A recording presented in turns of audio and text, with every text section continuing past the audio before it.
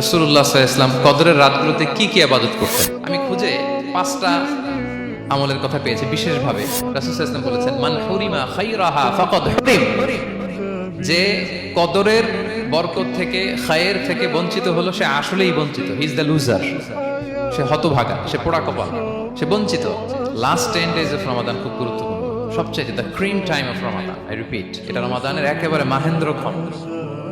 এই 10 দিনের যে কোনো 10 রাতের যে কোনো রাত কদর হয়ে যেতে পারে, বিশেষ করে অড নাইটস গুলো 21, 23, 25, 27 এবং 29, যে কোনো দিন হয়ে যেতে পারে কদর। তো বুদ্ধিমানের কাজ হচ্ছে আমরা যেন রমাদানের শেষ 10 রাতে লাগাতার একইভাবে এক স্পিডে আমরা যেন ইবাদত করি। কোনো রাতে বেশি করলাম, হয়তো 27-এর রাতে আমি খুব ভাব গাম্ভীর্য নিয়ে, খুব আবেগ নিয়ে ইবাদত করলাম, কিন্তু হয়ে যেতে পারে যে এবছর কদর ছিল 25-এর রাত, হতে পারে না? পারে। তো আমরা তো মিস করে ফেললাম। তো আমরা যেন মিস না করি। বুদ্ধিমানের কাজ হবে সমান তালে ইবাদত করা, এবং এটা এত গুরুত্বপূর্ণ। রাসূল সাল্লাল্লাহু আলাইহি ওয়াসাল্লাম এত এমফাসাইজ করে কোন রাতের কথা বলেন।